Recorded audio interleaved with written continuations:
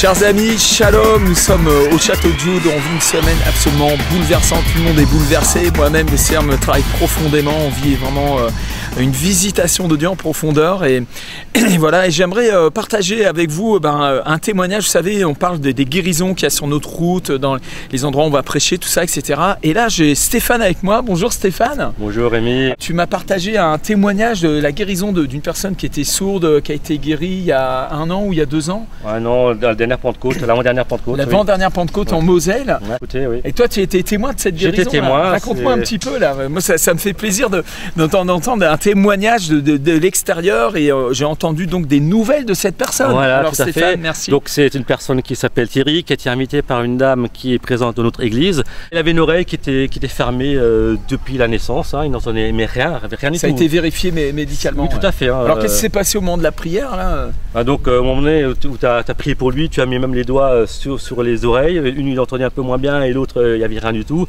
Et puis au moment donné, je l'ai vu, il a levé les mains, il a sauté de joie. J'ai vu cette personne complètement qui est un peu aussi qui est sous médicaments, il est dans un état dépressif, il est complètement fermé. Il était là en train de lever la main, il était dans la joie et il avait dit j'entends. C'était vraiment quelque chose d'extraordinaire.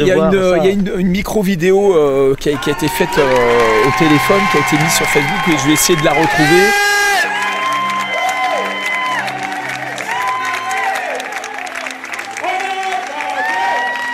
Alors peut-être vous êtes en train de voir cette vidéo en incrustation sur cette cam. Et donc il y a eu un suivi, il y a eu les médecins, qu'est-ce qui s'est passé? Les médecins... Donc cette personne, je l'ai vue il y a 10 jours, parce qu'on a fait il y a 10 jours tu l'as vu là? Il y a 10 jours, okay. entre le 22 et le 26 juillet dans mon église. Est-ce qu'il est toujours guéri? De temps en temps, même que j'ai vu entre temps, chaque fois je dis alors Thierry, la guérison, parce que moi-même j'ai dû, pas que j'ai du mal à croire, mais il dit non mais j'entends, j'ai donné naissance, j'entendais rien. Et donc, les médecins ils ont dit quoi de cette guérison? Donc il allait chez son médecin et son médecin il lui croyait pas. Et donc il m'a dit faites un test auditif. Et le médecin il a fait un test. Mais le médecin il comprend pas, c'est pas possible. De naissance, le gars il a 35-40 ans. Et voilà, quand tu avais prié, l'oreille s'était ouverte. Et elle est 1 an et 3-4 mois après, elle est toujours ouverte.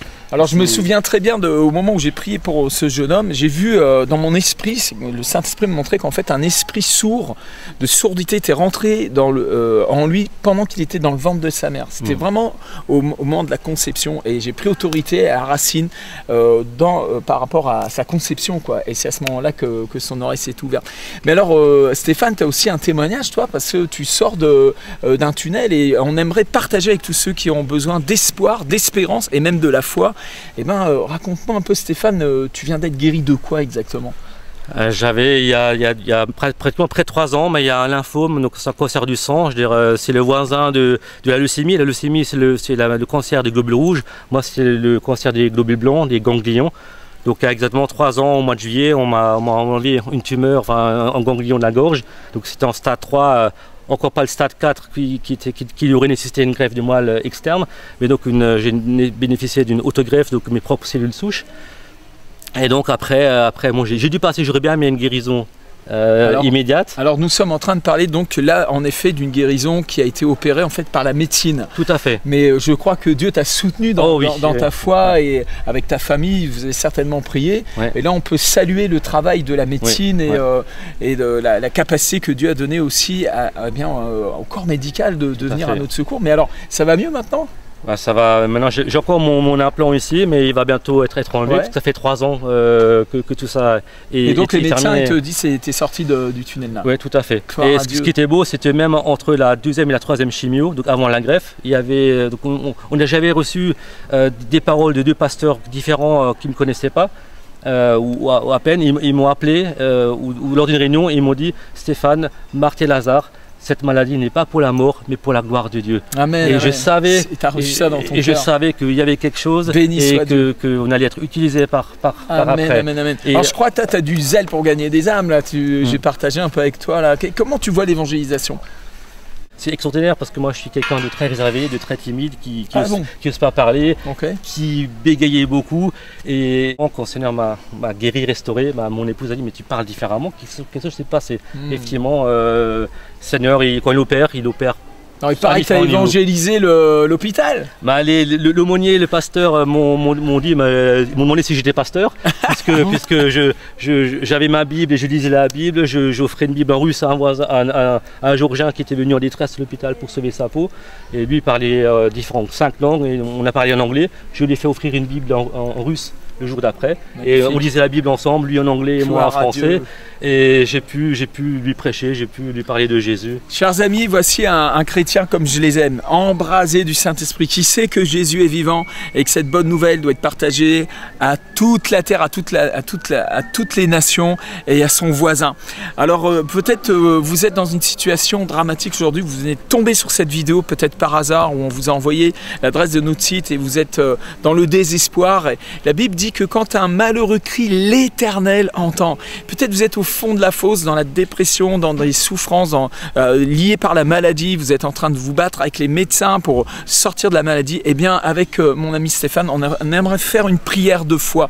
Mais avant de faire cette prière de foi pour votre guérison, pour vous secourir peut-être dans votre incrédulité, on voudrait vous inviter à donner votre cœur à Jésus. Parce que c'est la chose la plus importante que vous devez faire. Donnez votre cœur au Seigneur. Il est votre sauveur. Il est mort sur la croix pour vos péchés. Il a pris votre condamnation. Et Dieu vous aime. Il n'est pas contre vous. Il est pour vous. C'est un cœur de père, un cœur d'amour. Et il vous aime personnellement. Quoi que vous ayez fait, par quoi que vous soyez passé, eh bien, il y a un amour extraordinaire qui vous est adressé. Un message, une bonne nouvelle.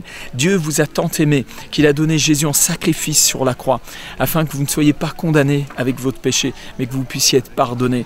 Alors, recevez Jésus-Christ maintenant comme votre sauveur personnel en faisant cette simple prière. Seigneur Jésus, je te reçois maintenant comme mon sauveur. J'arrête de me battre contre toi. Je te reçois maintenant. Je te demande pardon pour toutes mes fautes, tous mes péchés. Aujourd'hui, deviens mon sauveur et mon Seigneur. Si vous êtes en train de faire cette prière avec moi, eh bien simplement envoyez-moi un email et dites-moi, moi j'accepte Jésus, je veux vous envoyer un livre, une Bible, je veux que vous connaissiez l'amour, l'amour qui nous a sauvés, à Stéphane et moi. Il y a des millions de gens par toute la terre, des centaines de millions de gens ont fait cette rencontre personnelle, des milliards de gens ont rencontré Jésus. C'est bien normal puisqu'il est vivant, il est ressuscité et il vous aime. Maintenant avec mon ami Stéphane, on va faire une prière de foi et je crois qu'il y a un miracle qui va se produire pour vous. J'ai des témoignages de gens qui ont vu des vidéos et en regardant la vidéo, ils ont été guéris. Et c'est possible maintenant pour vous aussi. Ça paraît fou, ça paraît un peu waouh, ils font n'importe quoi ces gens-là. Non, non, on ne fait pas n'importe quoi, on prie le Dieu vivant. Et Stéphane, on se met d'accord maintenant ensemble. Seigneur, nous te prions pour notre frère, notre sœur qui est en train de regarder cette vidéo et nous te demandons maintenant, Papa, un miracle par la puissance du Saint-Esprit, dans le nom de Jésus. Seigneur, merci de toucher maintenant notre ami, qui soit dans un fauteuil roulant, qui soit en train d'écouter avec les dernières lueurs dans les yeux, en train de perdre la vue, ou qu'il soit en train de mourir d'une maladie soi-disant guérissable sur son lit. Eh bien, touche notre ami maintenant. Fais un miracle, Père, dans le nom puissant de Jésus.